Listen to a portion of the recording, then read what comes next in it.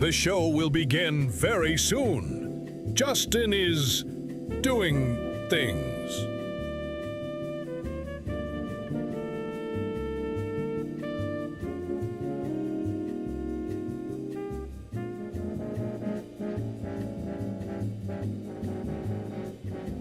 Hold on to your wet wipes. The show will begin soon.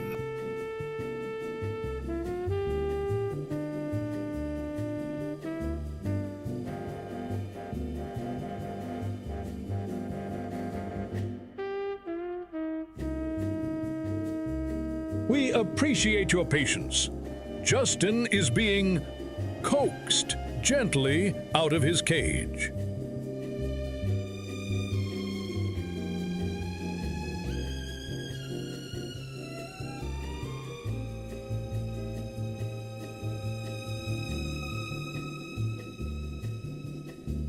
The show will begin just as soon as Justin sobers up enough.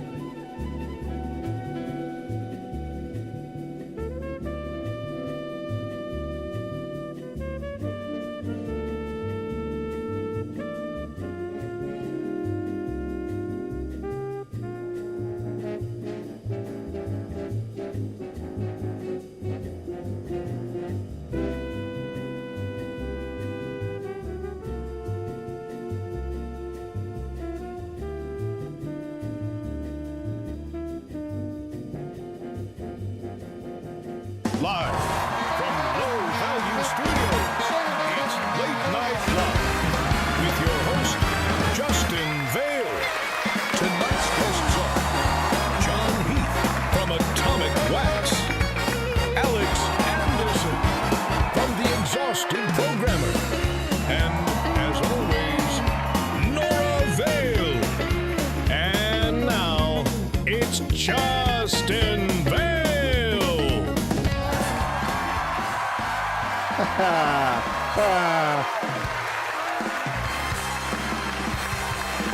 Thank you, everybody. Thank you very much. You caught me practicing my yoga there for a second. Thank you all for joining us on the great return of Late Night Live. This is, we're back, ladies and gentlemen. Roy, however, is gone, and we'll miss him, but we've honored him in the studio, and, you know, he's gone on to better, well, he's gone on to things. But for tonight, let's begin with the monologue, shall we? A big story out of Washington State this week. For months, if you call the Department of Licensing and press 2 for Spanish, you got an AI voice speaking English with a Spanish accent. You're cheering for that, huh? Yeah, you'd hear things like, your estimated time is less than 3 minutes. The state said it was a glitch with Amazon's text-to-speech software. Of course, it's Amazon, which, look, we've all been there. You know, you ask Alexa to play smooth jazz, and she burns your house down. It's an easy mistake to make. I'm sure they'll get their shit together as soon as possible. Washington State is known for that. Kentucky, news in Kentucky. Kentucky just celebrated the 150th anniversary of the Kentucky meat shower. Yes. Yes, ladies and gentlemen. In 1876, chunks of meat literally fell from the sky over a small town. Nobody knows why. And this week, they threw a festival to honor it. They flew a plane over the crowd and dropped 1,800 beef sticks, which, I'm sorry, that's not a festival. That's Arby's conducting airstrikes on American soil against American people. Oh, yeah. They have the meats, and you're going to try them. Wait, wasn't that a Simpsons gag, but with turkeys? No, you're thinking of WKRP in Cincinnati, my dear. That's it. Yes, of course. And moving across the world, during a soccer match in Turkey, a ball kicked high into the air, hit a seagull, and knocked it out of the sky. Aw. The team captain, mid-game, ran over and gave the seagull CPR, and it worked. The bird lived. Yes, the bird did live. But the player now has herpes, right? The player's got all sorts of stuff from touching a bird. The team, his team lost the match, but he did save the bird. He told reporters, helping save a life is more important than the championship, which is a beautiful sentiment and exactly what a fucking loser says.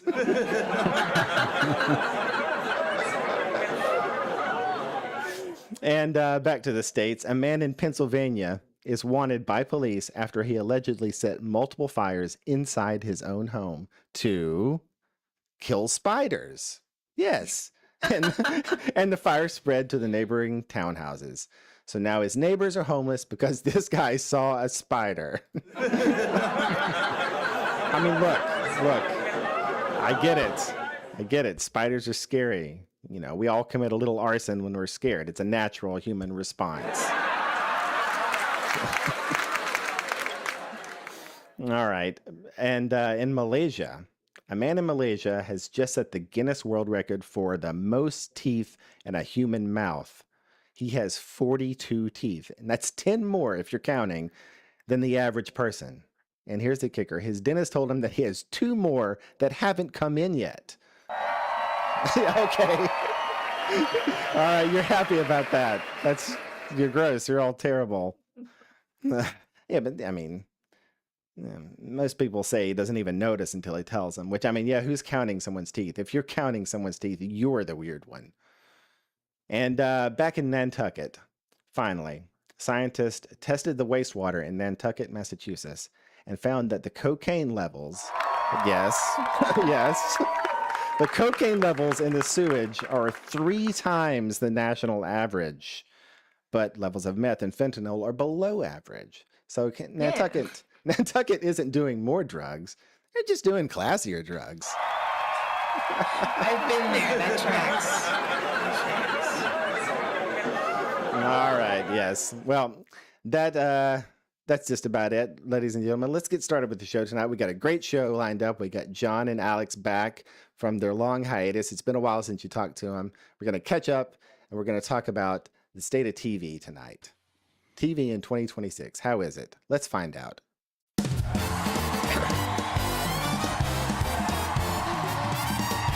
Thank you. Let's get ready. So, it's a nice looking group we got here. How you doing, guys? How you doing, John? Yeah, doing good, man. Thanks. It's good to have you back. And you know, you've been doing so well with Atomic Wax recently. I've been watching all your episodes.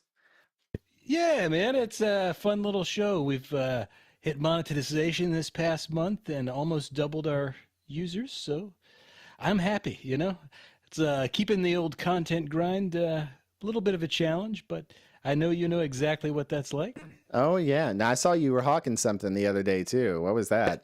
Absolutely. I got a new book out. It's a book about the new Elvis documentary epic. It's called Elvis Presley in Concert, A Viewer's Companion, and it is available on Amazon, eBay, or at your local Elvis dealer. Oh, really? Oh, okay. Well, I have to check that out. So the movie, huh? You enjoyed the movie? I liked it a lot. Yeah. And this is basically, we had to write this book before we had seen the movie because that's the nature of things. And, you know, we based it on the footage that was available, that was drawn from to make this new concert documentary. Right, because this isn't new footage. You sort of knew how this was going to play out before you saw the movie. It's new to most people, but if you're connected to bootleg circles, you've seen some of it. And we just sort of made a catalog of everything that's out there, stuff that's been seen, stuff that has not been seen, because we had some very rare access to MGM documentation to give us little hints about things that we have not seen yet, and put it all in the book for people who are curious. So this is not your first Elvis book either. You have a lot of those under your belt, don't you? Yeah, I've been writing. Mostly, I contribute articles to things, and this also was not entirely my book. I contributed a written piece about Elvis as a live performer, and I did the design and layout for it. I gotcha. It's a nice little side hustle. Yeah, we all got to have our side hustles, Absolutely. And some of us have actual late night shows as side hustles, which I am very jealous of. But Also, basically, you're our local Elvis dealer, right? So if I wanted this book, I just come straight to you. Absolutely. Just come knock on my door. you make it But sound so lurid. I was expecting a back alley and you open a trench coat and there's just Elvis paraphernalia. Hey, you want some of the king? I understand. That's kind of how like the rare stuff gets dealt, like the footage that Baz put in this film. Oh, really? There's some stuff you hadn't seen before in this film? There's quite a bit. There's quite a bit that I hadn't seen before in this, and he said that he had to meet with these guys who, he said, between Colombian drug lords and Elvis collectors, he'd much rather deal with the drug lords. Oh, really? Yeah, meeting in parking lots, hashing out deals for like 2.5 minutes of footage. It's a lot. So do you guys have like a gang tattoo or something? Something to let us know when you could recognize each other on the street, on the mean streets? Some people do, but for those of us who are in the know, other people who are in the know. Like it's just kind of like it's a small community. For you, it's Everybody- on site, huh? Yeah, absolutely. And the blue suede shoes are kind of a giveaway. Oh, yeah. Everybody's got to have their blue suede shoes, Those sound uncomfortable. I've always thought that. Yeah, they're just like any other shoes, just a little softer, and you can't let people step on them, apparently. Yeah, it's important. So, Learned that Alex, from Carl Perkins. Alex, how have you been doing? Doing good. Weather's getting better. Oh, yeah. Out there in Shyland, huh? Yep. So you're our resident TV expert. I mean, we all love and watch a lot of TV, but if we had an expert, it would be you. What do you think about the current state of television right now, huh? There's good and bad. I'm going to focus on the positive though, because there's some really great shows that are coming out that just wouldn't have had an opportunity to come out at all. And that's been true for a decade now. But I'm really hyped about the next and final season of like Yellow Jackets. Cannot imagine how that would have existed without streaming. I don't know what is Yellow Jackets. Tell me about that. It's 3 seasons so far, and the 4th is going to be the final. And there's a lot of people who are unsure about it. They've been let down by other very intense dramas, but the story is a high school women's soccer team is flying across the nation from New Jersey to Seattle to play in the final, of that sport at that level or something. And on their way there, the plane crashes and they're stranded. And that's the setup for the whole show. And it gets very intense. But like one of the things you're told early on in the show is they're out there for 18 months. But then the show takes place both like today's time and when the plane went down in the late 90s. So you're watching the high schoolers who are like thinking like, oh, someone might be rescuing us in a week, in a month, whatever. And we know as the audience that it's 18 months.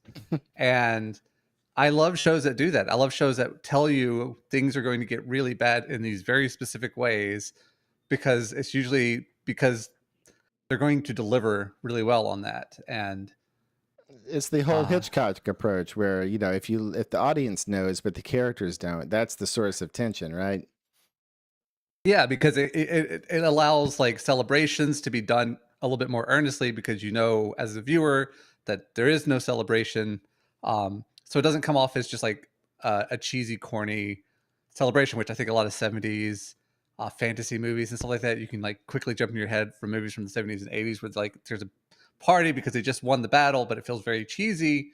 If like, yes, but like worse things are coming, it doesn't feel as cheesy. You actually feel kind of hopeful with them in the moment that they can find happiness.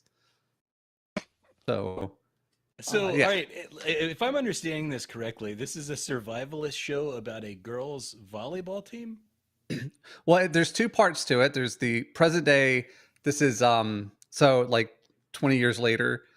The girls now adults, and there are a few boys there too, but it's like like just a couple, but like it's mostly about the women and like them dealing with the trauma that they went through. And like part of the reveal is how did they get rescued? Part of the reveal is what did they do once they came back? What did they do when they were lost? Like there's so many questions you got going on. And I've heard a lot of good things about this show. My best friend's been obsessed with it, and she keeps getting on me to watch it because it's so good. Plus, she's a lesbian, so she apparently has a lot of eye candy. Oh, Yeah, okay. I am not the target demographic for this, I don't think, which is No. bad because it is great for all demographics. Like there's one character, and I don't want to give away anything, but like I think she goes into the spectrum of characters. This character is portrayed both as an adult by one actress and as a high schooler by another actress, but together they create this amazing character who is somewhere between Sylvester Stallone and Rambo, you know, and then like Michael Myers from Halloween. She's somewhere between those What? two. Yes, Good. no, it is. That's compelling right there. Now I want to watch it more. Compelling television for sure. Yeah, and sadly, not a lot of people seem to like the character that much, which I kind of get because clearly not a hero. But there's no heroes. Not a likable person, no, but probably somebody you'd want to be on your team if you were stranded in the wilderness. Oh yeah, if as long as you're on her good side. Yeah. Easy sell. Christina Ricci's in it. There's also Oh, other she's always actors fantastic. that you would recognize if you saw them, but you might not always know their name. So you know that also helps. That's actually why I clicked on it to watch it in the first place because it had Christina Ricci in it. So are She's you great. watching a lot of prestige TV? Is that sort of your jam right now? No, I for some reason really like sticking to sitcoms, just as long as they're not too bad. I did go through a whole swing of watching what I call one season dramas on HBO. They have a bunch of these. Someone dies, you don't know who did it, or you do know who did it. Maybe it's supernatural, maybe it's not. I was just binging through them. So like witchery could have been a twist of any of them. I didn't know, and it made it more exciting that way. A lot of them though play pretty straight. So like once you realize there is no chance for magic, you're like, okay. But if I did my research first, I wouldn't have expected magic at all, and I think it would have actually made the experience a little worse. So wait a minute, Nora, you're watching a prestige show right now. You're watching The Pit, which is Like everybody gotten else in a the world. lot of acclaim. Yeah, everybody's watching it. I've caught a few episodes with you, and I gotta say, it took me a little bit to get used to, especially it is such a dry show as far as editing and composition. Like there's no music. And you're just sort of living. It's extremely voyeuristic. It's like you're standing in this emergency room with these people. Yeah, that's exactly what they're going for. I would assume. I mean, Yeah, they it's a want it to be stylistic as much. choice. I mean, every episode's 1 hour in their extremely long shift. So yeah, they're trying to make it like you really are just a fly on the wall, which is fun. They're doing the 24 thing, huh?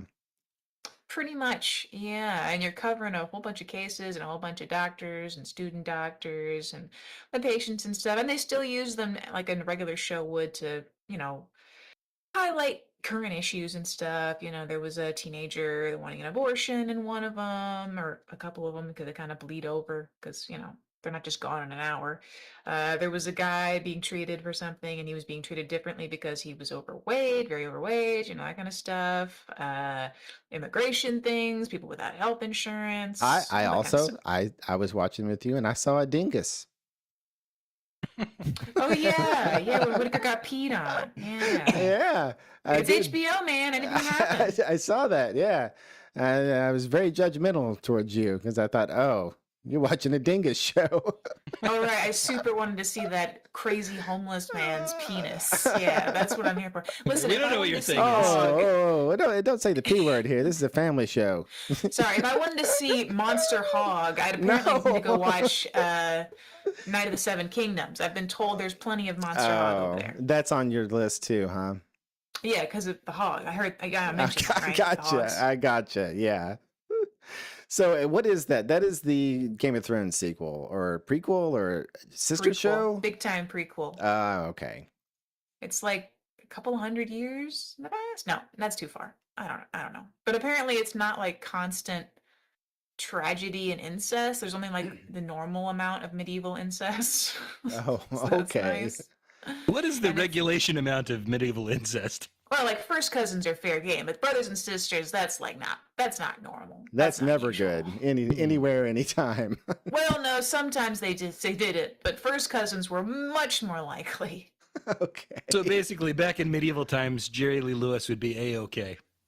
Yeesh. Yeah, no, he'd be just fine. Woody Allen too, he's in the clear. Good Lord. Yeah, good. Maybe someone will finance his next movie. Yeesh. Oh, you want another? You want another one from him? I haven't watched like the last 17, so I guess not. I don't know if I've ever seen one. Maybe I have. Yeah, Have you so- seen Ants? Did he direct Ants? No, he didn't direct it, but he voices one of the characters. He was the main ant, I have you know. Oh, okay. I didn't know that. Like- Annie Hall, right? I'm not wrong on that. Yeah, Annie Hall is Yeah. one of his. Like some of his early films are genuinely good, but like you definitely get the creeper vibe after about 5 of them. Oh, you don't even have to know the news. You just feel it through the film. Yeah, I I mean, often feel that on people's art, books or movies or whatever. Later you find out things and you're like, yeah, you know what? I smelled that. he made an inordinate number of films about an older guy falling in love with a teenage girl. Did he, huh? He did. Okay. And all of these older guys are very bookish and a little bit on the goofy comedic side, you know.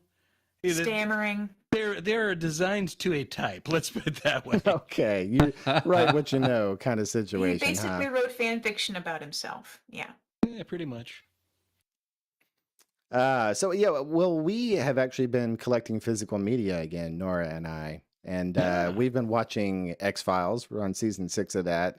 That show definitely holds up. And just the other day, we got in the mail the entire collection of MASH, which that'll probably be the 5th time I've gone through MASH. But you know what? It's still one of the best shows ever made.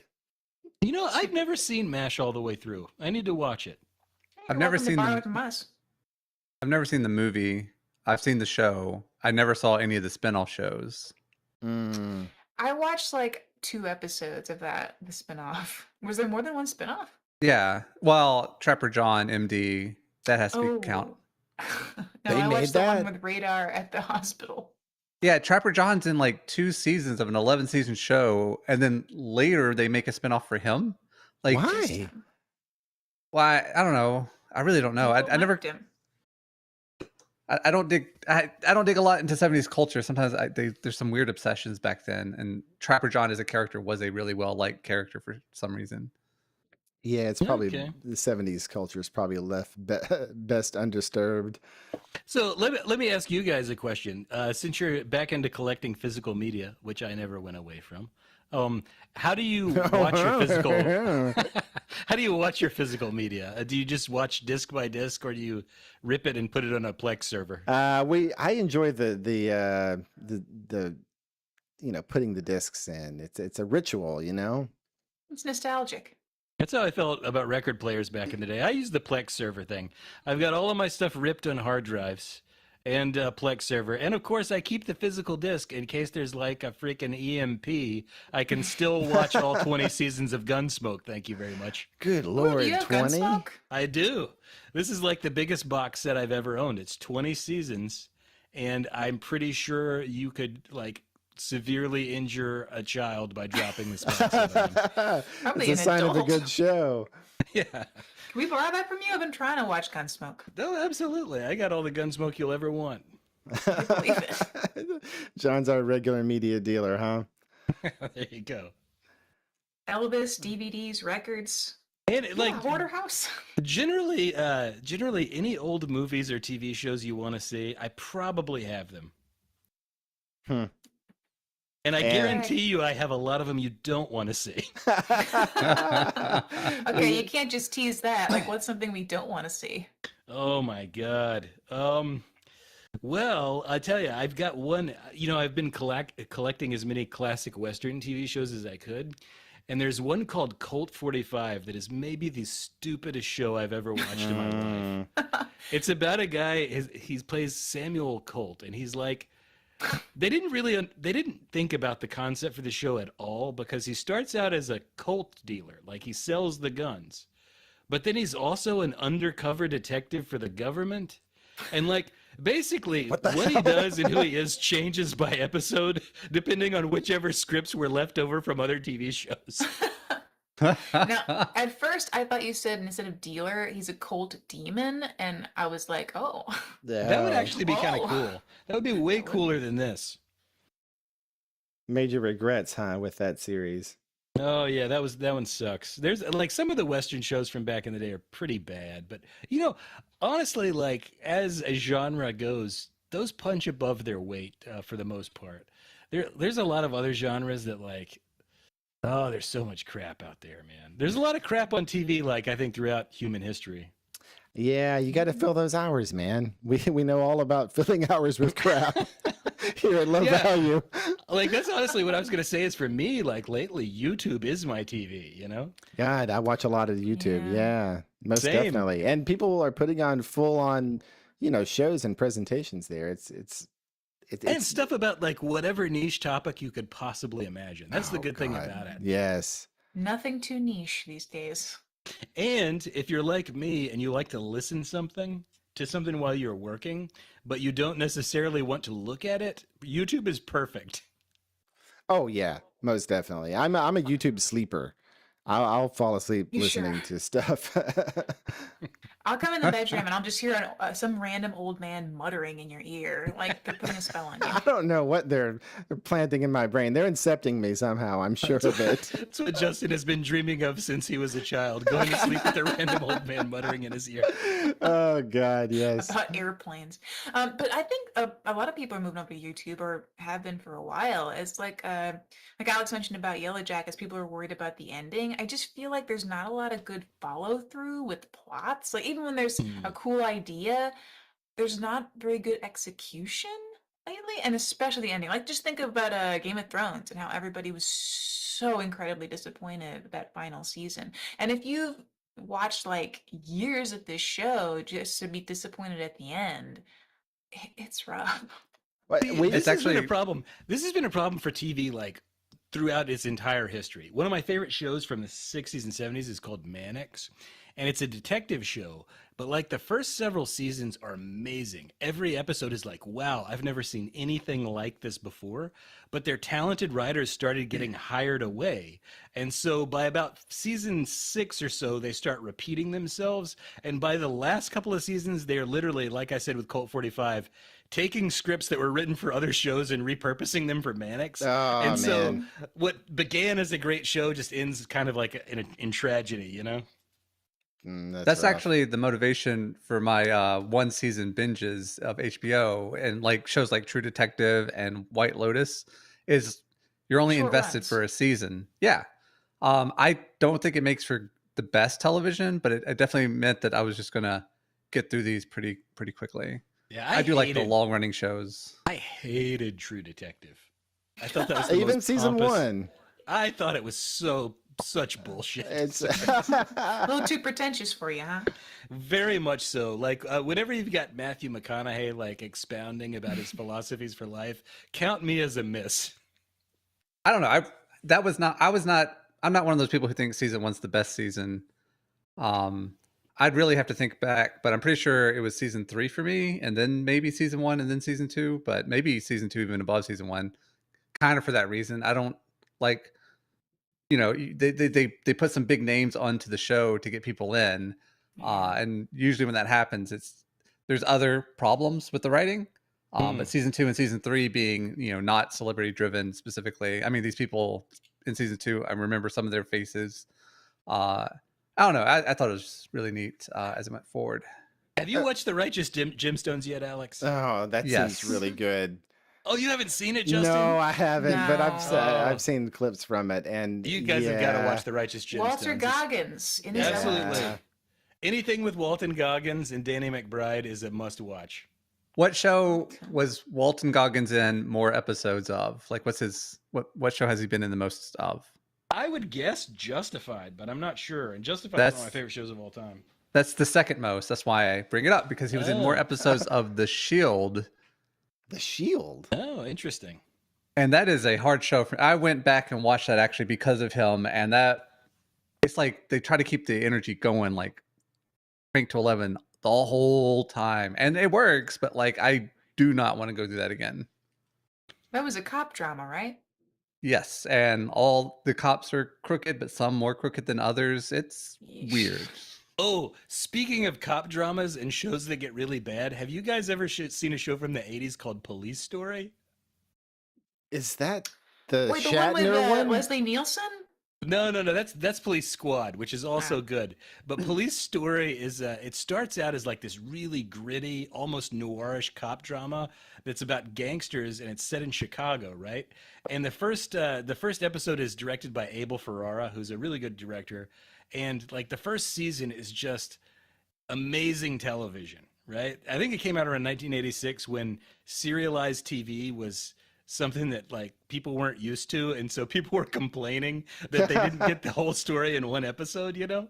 But first season is fabulous, but because it wasn't getting the kind of viewers the network wanted, in the second season they change it to almost an entirely different show that is batshit insane.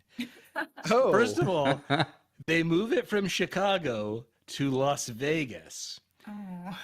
Then they like make the guy who's the main mobster almost a supervillain, as in he survives a nuclear blast In a Oh, fridge or you're something? kidding in me. a fridge. I am not shitting. Yes, it's in a fridge. Oh my and, God. and it is like when he comes out of it, his face is kind of crinkled and he's got like a white streak in his hair, like a comic book villain.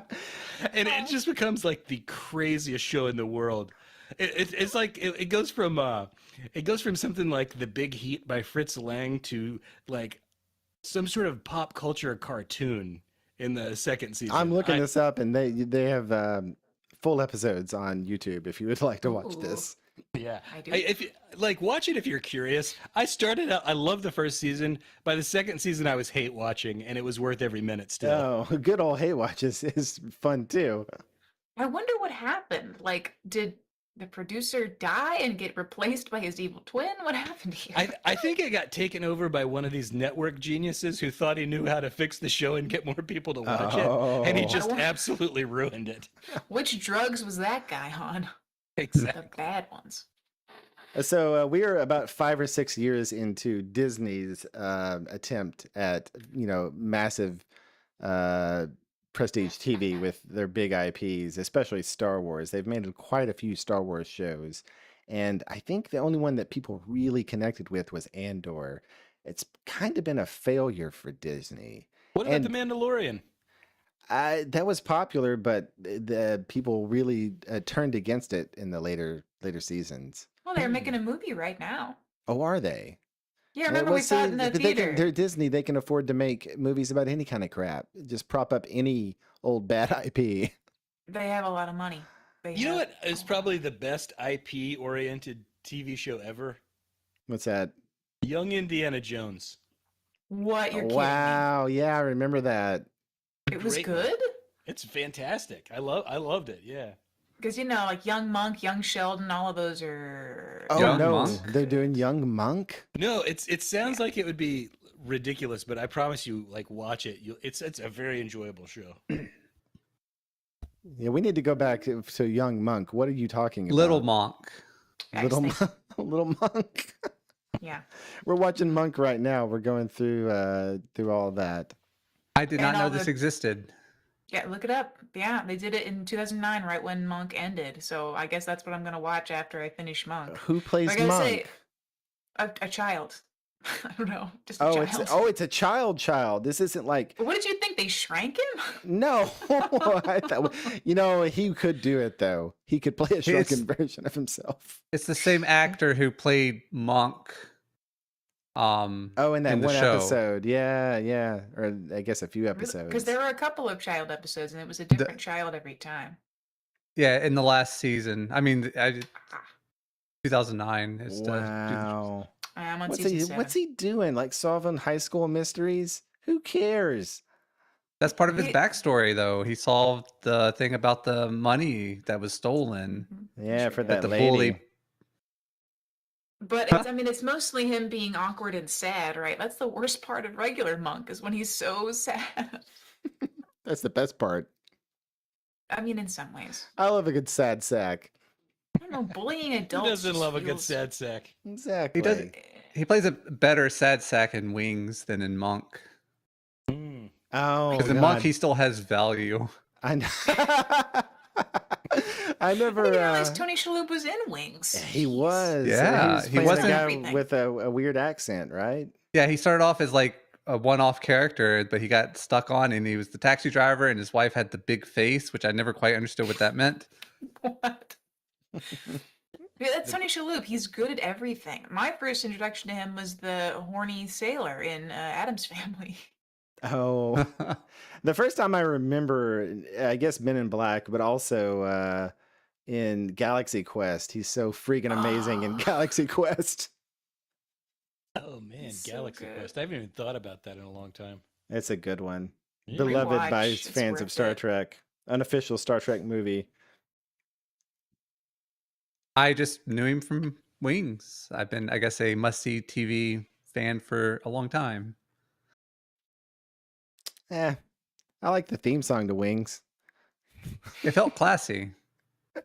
Yeah. Is that the one that goes step by step, No. day by day? No, that's not it, John. I would assume it would be something about flying because it's about planes. There's no singing. There's no. It goes wings, wings, wings, wings, wings, wings. See, I would believe that though because of the era in which it was created. Brothers. No, somehow it was- flying. It was like just another part of the Cheers universe. There's a few characters who make crossovers. They just felt like a bigger part of the New England area to people who So- didn't live anywhere near there. So how So many you saw shows? Frasier oh, there? Go ahead. I'm sorry. I was just so Frasier flew on one of those planes and wings. I'm assuming. Frasier and Bebe's character, I can't think of her name right now. His wife. Hmm. I don't know. So how many Um, shows are in the Cheers universe exactly? Oh, it's usually referred to as the Cheers. Well, Saint Elsewhere universe. Ah. The reason for that is because that's what makes it funny. But like okay. because of characters being transferred all over the place, it actually encompasses like hundreds of shows, if not even thousands. Like it's really hard to track it down at this point. But the reason why we go with Saint Elsewhere, I think that's the name of it, is because that show ends where the story of the whole show being in a kid's imagination as he's staring at a snow globe. So it's like all the seriousness of Sucks. multi-universal ideas, right? Like, oh, it's a crossover. It's such a big deal. Yeah, because it's some kid's imagination. It like takes out any punch, but in its creation. Interesting. All right, guys, we're going to take a quick little commercial break and then we're going to come back and we're going to play a little game. How's that All sound? right, fantastic. Yay. People drive out here, they see the barn, they see the tile, and they say, Don, why just one tile? What? Fuck you. One tile's all you need. And I say, why not one tile? I came here looking for a backsplash, something to improve my kitchen. If there's only one option here. That's right. Just the one. What Now, do you need? You need more than one? What's wrong with you?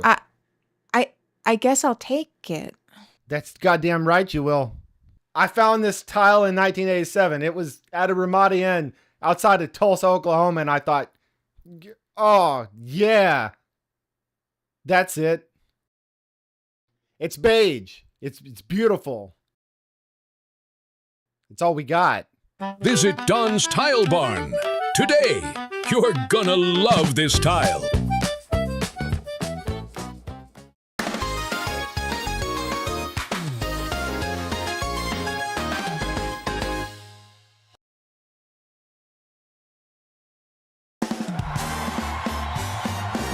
Welcome back.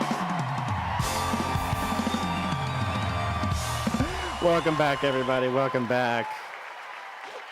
So, we're not going to have a special guest tonight, but we're going to play a little game right now. And I can't remember the name. Do you know the name of this one, Nora?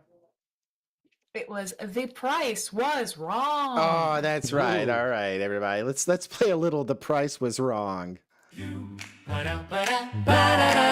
You paid what for that?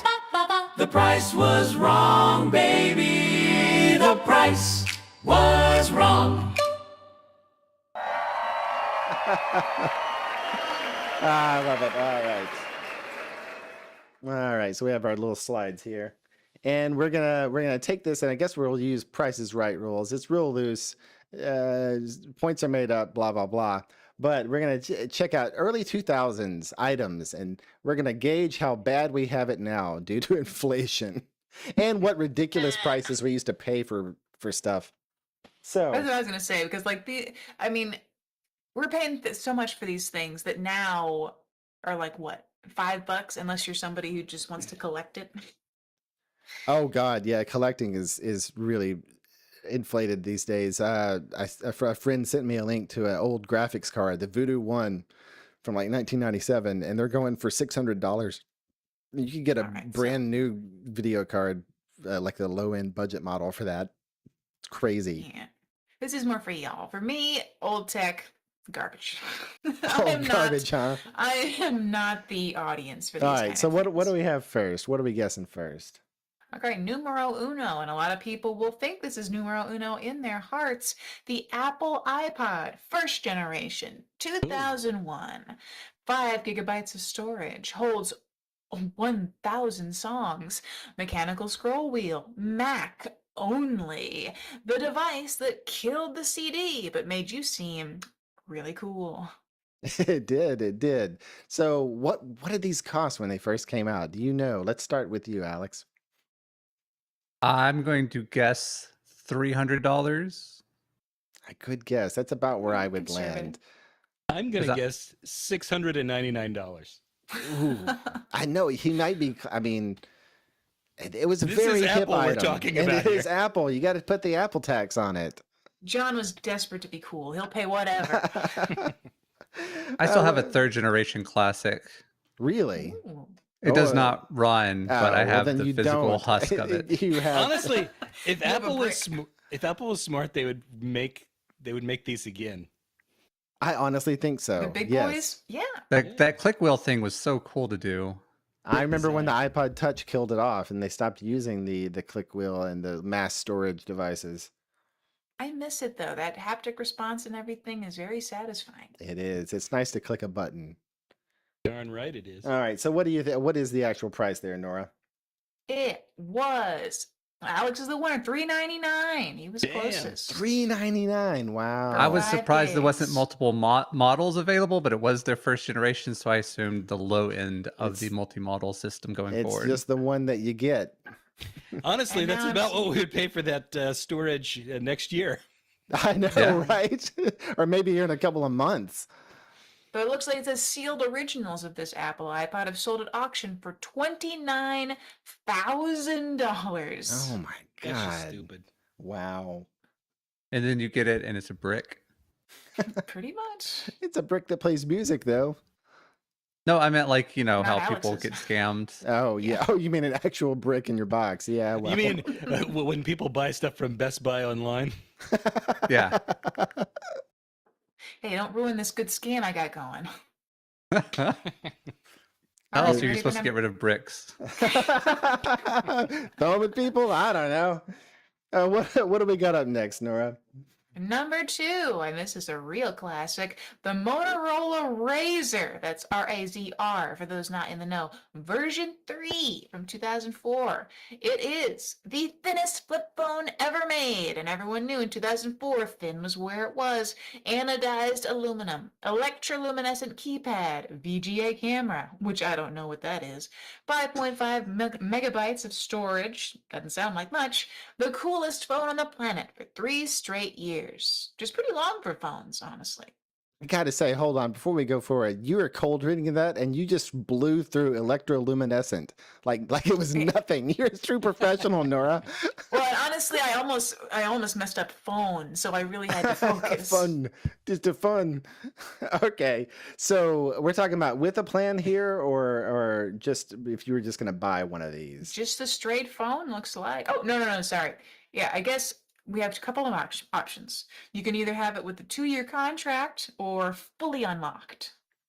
Let's see. I'm gonna be more familiar with the contract, and I'll play this time too. Yeah, I don't think any of us have fully unlocked money. So for the contract, I bet you paid. I'm gonna say $450 for this. I'm gonna say 179 with the contract. 179. Yeah, Low ball. I was actually even going to go with $99 or $100. 99. Not a big Razor fans in the crowd. Well, you're very No. wrong. Those contracts were usually pretty nice. I I saw had one somebody of these. cut a Couldn't have been cut a that sandwich expensive. with them once. It was great. But no, $500 with the $500. contract. Wow. That's what I was gonna $650 guess. Unlocked. Okay, I was going to guess 500 unlocked, but I thought those contracts covered more. $650. And we're talking about like in Wow, shit. 2002 or something. So, this is way before the iPhone. So hold on, the contract only subsidized $150. I guess. That's the way Do it you worked know- back then. Do you know that people used to have to rent their phones for their houses? Oh, yeah. I mean, The phone companies screwing you out of money is not new. a lot of people had cell phones, but it was not the ubiquitous Uber machine that it is today that you have to have. So they Well, this one probably couldn't apparently couldn't even subsidize fit a enough. single MP3 on there, like not even one. No, they had not much storage at Okay. all. It was mostly MIDI, It was mostly a phone. yeah, Weird. Don't like it. MIDI tones for the ringtone. People paid for ringtones. People paid for MIDI versions of ringtones. No, I recall that. I know I had the Ninja Turtles. I've on got mine. plenty that probably stored in some old floppy disk somewhere someday that I'll Well, look maybe through. can. But yeah, this is a really popular one. Sold 130 million. They were even given out in Academy Awards gift bags. And the 2019 foldable reboot was $1,500. That's stupid. My God, really? Wow. Wild shit. One of the phones they had, I think right after the iPhone or maybe right before, was one that when the screen was off, it looked like a mirror. Like that was the gimmick. And they advertised it with that tequila woman. Oh, so Tila this was Tequila? Yeah, Oh, Tila Tequila. he nailed I that. only know that Yeah. from Robot. I only know that from Robot Chicken. Are Daughter of the CEO of Yahoo, I think. Oh. So they were aiming that particular model at ladies, huh? It's like a replacement That's- for your pocket mirror. Vapid ladies. Compact, yeah. If I'm not looking at my text, I want to be looking at me, Of course. How much did you say? How much was it? The reboot in 2019 was No. 1,500. The Oh, no, the regular or 500. yes, 500, 650. Okay. I knew I couldn't afford one. So I won that one. What do we have next, Nora? All right, number 3. Ooh, for my TV folks, the TiVo Series 1, 1999 to 2000. The first mainstream DVR. Pause live TV, record shows without VHS tapes. The device that made TiVo it a verb. That's Oh a phrase. boy. I never had one of these. Did any of you guys actually have a TiVo? I No. didn't, No. Again, we weren't in that tax bracket, I don't think. I'm gonna say that the original TiVo cost $1,500. Ooh. Now hold I was on, gonna we do say- have some options here. We've got Oh. we've got a 14-hour model, we've got a 30-hour model, and then for bonus points, you can ask what the subscription fee was because Oh, there you was had to also a subscribe fee. too? Yeah. All right. Well, we'll go for the low Okay. end model. Low end model, I'm saying $500, Mm-hmm. Mm. $15 for the subscription. Yeah, I'm gonna say like if there's a subscription too, they're probably subsidizing it somewhat to get you to subscribe because that's how they screw you. One would hope. Um, So let's change my guess to I'm gonna say $399 and the subscription was like $70 a month or something. Hmm. Huh. So, okay, let me make a guess here. For the 14-hour Very good. device, I'm going to say 129. I'm going to really lowball this. And what do you think that subscription was? The subscription was definitely $15 a month. Everything was $15 a month back then. Well, I'm sorry, Alex is the winner again. That Damn 14-hour it. model was $4.99. He almost hit right on it. $4.99? Yeah, and the monthly subscription was $9.95. All y'all, John was way over. John was way over. Okay, see, they did this backwards. They should have sold the devices cheap and then screwed everybody with a subscription price. Exactly. They I think learned 500 from is this. cheap. Well, I for don't what it think- was back then, maybe. Yeah. They Good needed to commercials. make it a loss leader. They don't understand business economics. I could have made them a lot more money. Y'all want to hear what the 30-hour was? Yeah. Sure. $9.99. That's so A stupid.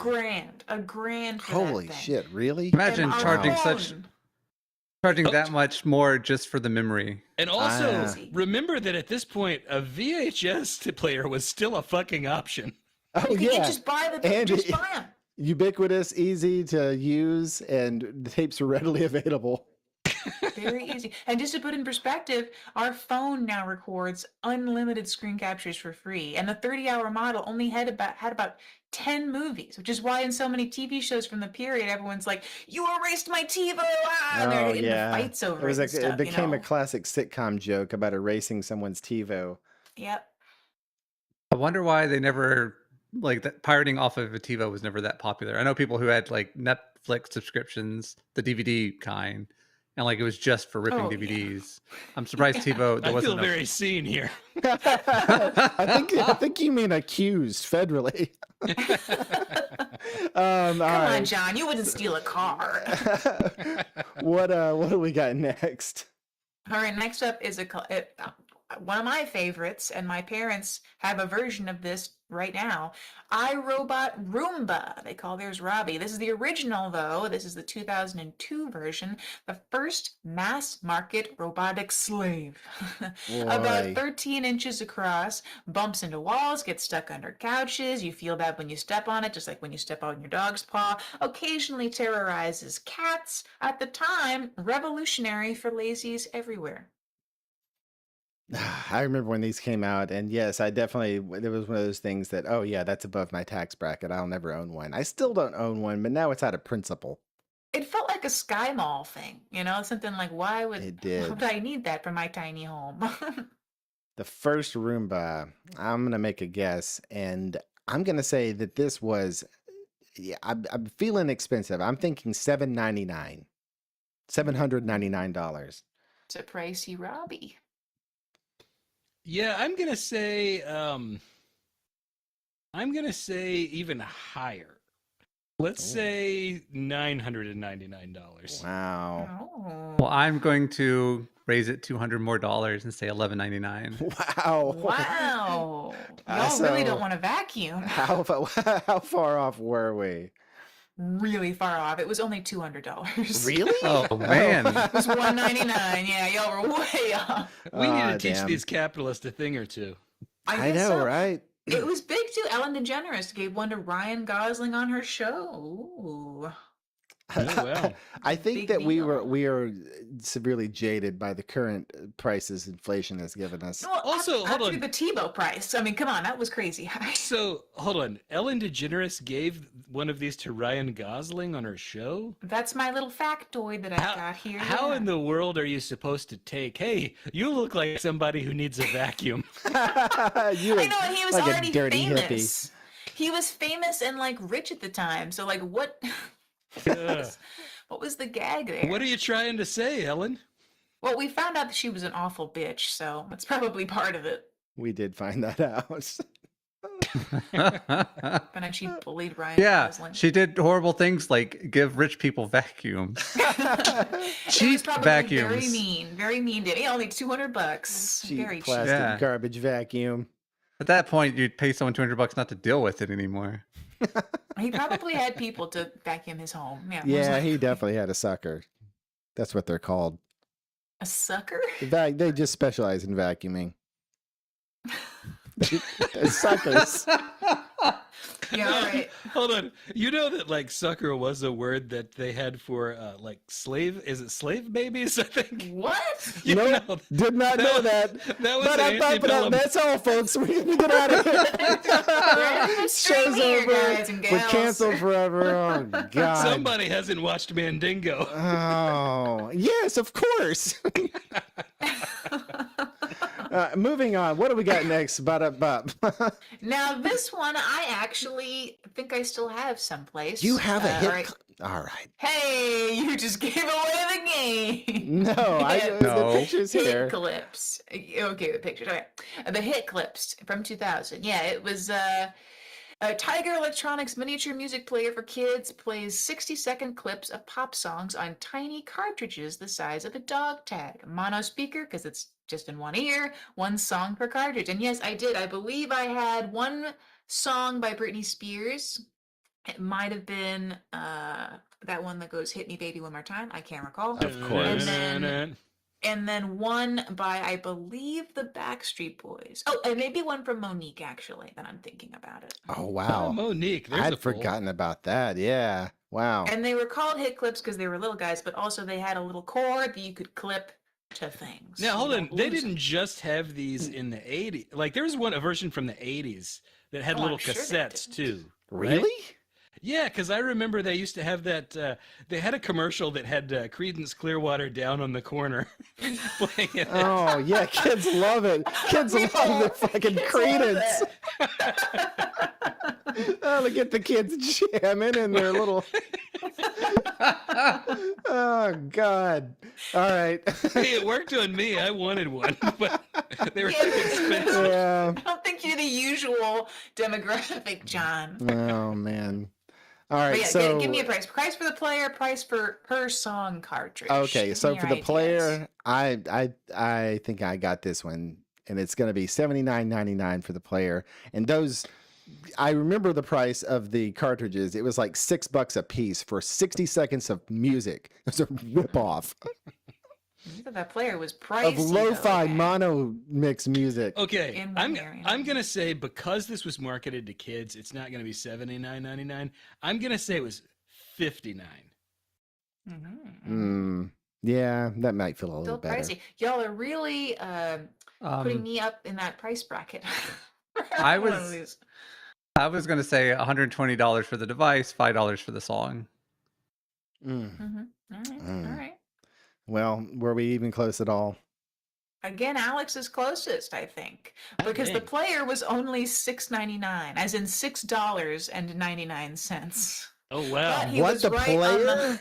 I know. What y'all? Okay, listen. You didn't have one, so you don't know. This thing was cheap as fuck. It was all Okay. plastic. It was not good. And then per song cartridge, it was. You were right. $4.99, $5. He was right on. Wow, with he was $5. dead on with that. That's All right, that is all much did more any- affordable than I thought it would be.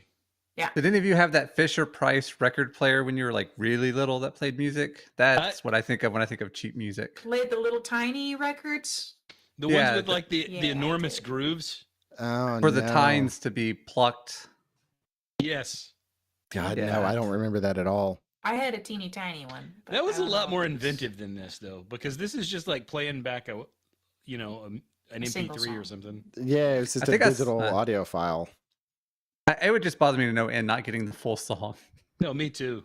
Well, I think they only picked songs that were 60 seconds or less. Like, well, No, I no know song what, is I don't 60 remember. seconds or less. I Yeah, mean, I don't if I remember the if whole I thing. didn't get all of Credence, I would have been pissed. Some can see truncated why. bullshit version of Down on the Corner. I Exactly. barely feel like I'm in Nom. All right, what do we got next, Nora? Let's rush through All right, the these. next part is round 2, and it is going to be things that were as seen on TV, 3 a.m. Impulse Buy edition. Yeah. And our Nice. first one, which is fun. Everyone, that's one of the things I miss about TVs with TV commercials was weird infomercials, because you'd always see something bizarre. Oh, God, or I something love like, the- I love the Time Life music collection ones. They always had some washed out loser and some supermodel talking for a half an hour, just listing songs out and pretending to remember when. It was so disingenuous and hilarious. Whose line is it anyway? That's one of my favorite segments. Oh God, yes. The All right. first one, and this is one that is still here to this day, and that's the Snuggie, 2008 first scene. They're still this selling the backwards Snuggie? jacket.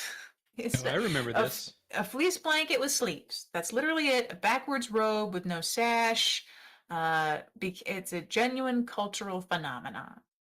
They made it in all different colors and patterns. Hmm. I'm gonna say it was 1999. I mean, Yeah. most of those infomercials, it was That's a 1999 or very that good. with several, 1999. 3 installments of 4 easy payments. That's the as seen on TV price from back then. I'll just be different. Say $3.99. So you I'm could sorry, buy, like, 39. 39. No, Oh, $39.99. I'm gonna Yeah. split the difference. Quality I'll say fleece. $29.99. John's got this one, 1995. Right. Got it. Give him a little 20 cheer.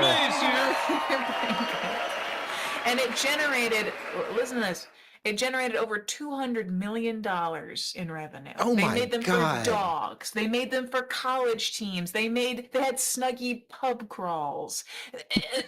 They did everything.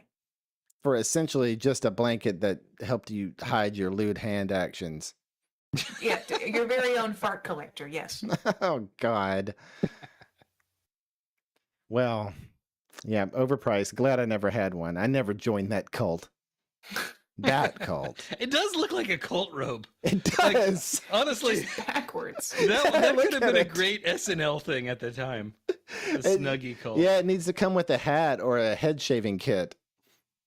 Oh man, we should make a movie about like someone who sells a product like the Snuggie, and it is a cult indoctrination thing. There's like instructions on the tag that if you ever read them, you're in and you sign away all of your belongings. It comes They with a get you little with the packet Snuggie. of Kool-Aid for exactly the right moment. They get you in the Snuggie, and then they're like, well, you're so comfortable now. Why not some snacks? And it's the Kool-Aid and stuff. Oh, well, how about we suggest you some watching material, some TV shows? And then it's like slow. After a while, you're just like, hey, when did we start sacrificing to Cthulhu? Like, when did this start? That's how they get you. All right, what do we got? What do we got next? Okay, here's a great one. It's the ShamWow from Oh, speaking of, 2007. this guy just tried to run for Congress. He lost. No way. Seriously. What? Lost the primary. He lost the primary. He was trying to run for Congress in Texas as a MAGA Republican. I Did gotta he say. use the line where he's going to clean up crime? I really hope he did. Oh no, his commercial No. is so good. Like it He is like refers- one for the ages. I know at least in one place he refers to himself as the ShamWow guy because he knows that's how anyone's going to know who he is. Oh, I But gotta apparently- admit, I thought Vince was dead. Apparently, for once, Me too. No, Texas the OxyClean Republicans guy is. were not buying what he was selling. Mm. Oh, Oh. goodness. All right, so we all know what it is, a super absorbent chamois cloth pitched by Vince Offer. Was that really his name, Offer? Jesus, did he change his name for this? It's a good stage name for Are you sure him. his name wasn't Jack? And it holds 12 times its weight in liquid, allegedly. Oh, good for Jack there. He'll need it. Now that was an SNL sketch or something similar to SNL because I remembered somebody talking about how it'll collect all the juice that you produce. Yeah, that was definitely a thing. I don't All remember right. what show it was. So these, I'm gonna put a guess out. These were $9.99 for a pack of 2. Oh well, I got the price for an 8-pack. So An up your 8-pack. price. Okay, so for 8, I don't 4 do large math. and 4 small. Alex, what's the math on my guess? Oh, it's 2 for 80. 10. So $40. I would say $40 for a pack of 8. You know, I think gonna- that's about right. I'm gonna say that I'm agreeing with Justin on this one. I'm going to say $30. Y'all are crazy. They're not going to do anything over $19.95. 19. I was going to go Of with $20, course. but I knew I could be closer with 30 because They'd say $19.95, and then they'd say, "But don't worry, you won't just get 1 large and 1 small. You'll get 4. You know, they just keep upping the offer. Of and course. my little factoid for this is that Vince Offer was later arrested for getting into a physical altercation with a sex worker in Miami. Yeah, didn't she bite off his tongue or something like that? What? Whoa, really? No, you really seriously. mentioned Vince knowledge, man. Well, Yeah, what's up, man? I heard about this when he was running for Congress. That was like one of the biographical details. He also important. made the Invincible with the V capitalized for Vince cleaning product. Not as Did he? good. Yeah. Not as good. Nobody remembers that. That's bad. Good on old Jack. That really got me. All right. Vince Offer. What is that? what do we got next, Nora? All right, here's a classic if you're feeling a little hungry and maybe want to bite down on. Oh, no, that's not him. Never mind. I was going to say bite down on an ear, but that's not the guy. George Foreman grill. He was a boxer, Hell but yeah. not that one. A countertop contact grill endorsed by the former heavyweight champion. Drains fat into a tray, cooked everything at a 45-degree angle, and lived on every college student's mini fridge. We got the basic and the family size here. Let's try for the Basic. basic. $100. I'm gonna say the basic was $75. I'm gonna undercut you all. I'm gonna say 49. 49.99. Y'all really think George Foreman was trying to drain not just the fat, but all y'all's wallets? It was $24.99 for that thing. $24.99. That's really? a deal. It was is. $60 for the family. Why do you think everybody had one? It's I $60 had for one. the family size. I think I still have one. It's a good machine. Stop Especially bragging for on grilled him. cheeses. It was not the cleanliest machine. No, definitely Was it not. not? I did not have one of these. I cooked normal. So that little tray in front of it is to drain all of the fat off when Yeah. you grill. Yeah. And those things got disgusting. Oh, yeah, I'm God. sure. yeah. You were It's supposed to just you don't clean them. You're supposed to clean Even them. if you did clean them, they were disgusting. They never come fully clean. I mean, come on. What are you supposed to use? Soap? Yeah. And George Foreman says that reportedly he was paid $137 million for the use of his name and Holy likeness. crap. And he said it was more profitable than his boxing career. Over 100 million Wow. units sold. This grill outlasted several marriages, several boxing comebacks, and the entire career of his son, George Foreman Jr. Yeah, I bet cashing those checks felt a lot better than fighting Muhammad Ali, too. I bet it yeah, did. Yeah, for sure. Yeah, you never got to cash that grill check, though, if you didn't take the punches early, huh? Is this true? It says he named all 5 sons George. Correct. That's true. And he And has one a of his daughter, daughters. Georgina. Oh, Her name's Georgina. wow.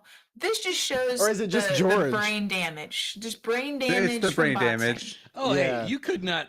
It is impossible to dislike George Foreman, though. He's one of the. He seems like a very nice guy. He does. Oldest world heavyweight champion I think at one so. point. Yeah.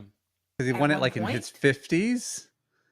Like, Oh, I thought you meant like now he's the only one left alive. Oh, no, but like, you meant when he won. He fought to like an absurd age. Like even today. Holy it's just crap. like- Yeah, no, yeah, he that's actually way seemed too to old. enjoy it. He just wants the violence. He just wants the blood. George likes getting hit sexually. Didn't he have a sitcom It's a at some sexual point? thing. Absolutely, he did. Was it about meat? Was it about grilling? I don't think so. I don't think I so. wish it was. I don't think I watched it. All right. Does that I would you? know. does that I think it finish also us out, predates it. Nora? Do what? Does that finish us out for this game? Well, I wish we didn't, because round 3 is Sky Mall, and you know I love me some I Sky know, Mall but bullshit. we're running out of time here. Just do one more. Just All do right, give us one give us your more. best one. Is it the next Okay. one?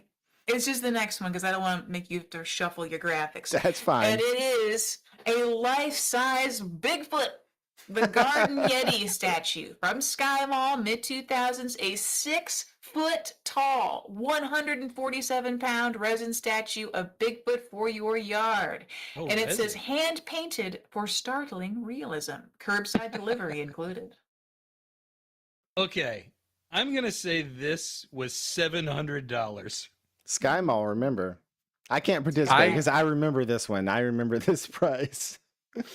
I don't just have any like real familiarity with Sky Mall. I get the reference. It's First time you know they sell them in stuff in planes. Right, but like the only time the first time I flew was in 2001. Sure. Oh, it Oh, was well, you, it's just- huh? It was. He didn't say it was the last time he flew. Oh, okay. But it's like crazy rich people. I'm bored on a plane. I might as well buy a bunch of shit. Or I got drunk on the plane and now I'm gonna buy a bunch of shit that I'm really gonna regret later. Hmm. Like I'm gonna say- Oh. like slippers that were like gold embossed and would vibrate and tell you your tax like records to you at the same time. It was like ridiculous bullshit. All right, well, I'm gonna go with $900. Okay. How far off were they, Nora? Really off. It was $2,250. $2,250. It's Sky Mall prices, guys. That is Sky insane. Mall. And in fact, there's also, since we can't cover it, there was a shark-shaped submarine boat we were going to talk about, and it was $85,000. Oh, there's the real one. There's the real one for you guys. That's Stunning the realism, I statue. would not say. yeah. And why would you want that staring at you in your yard? You know, There's what? Someone should take the Adele song from Skyfall and make it Sky Mall. Oh my God, Weird Al, we Weird. call you. Mr. Weird, you've been called out. All right, so yeah, let's have a look at this shark thing. So yeah, I do remember these, and I remember wanting them very badly. Is this sold to like Bond villains? What the fuck? No, it's sold to extreme sports dudes. You know. It's sold to boys. Boys who grew up and wanted cool toys. Like, come on. That's what you wanted. It's I like know, a jet my ski husband that goes wants one. underwater. Yeah, of course It's I very do. Cool. It's very cool. All right. Well, that's all the time we have today. We ran a little long, but we thank you for showing up for the great return of Late Night Live, starring me, your new host, Justin Vale. We thank our guests, John and Alex, for being here. And we thank Nora, as always. She's always going to be around. She's my Andy Richter, except less attractive. I know. less sex appeal, but she does her best. Anyway, thank you all for showing up, and we'll see you here again next week. And we're going to start having guests on, from all walks of life. We got some Star Trek people coming on. We have some people who've been on Star Trek. We've had some content creators from Instagram and TikTok. And we're going to have a whole lot of interesting people. So please join us again. And thank you, and good night.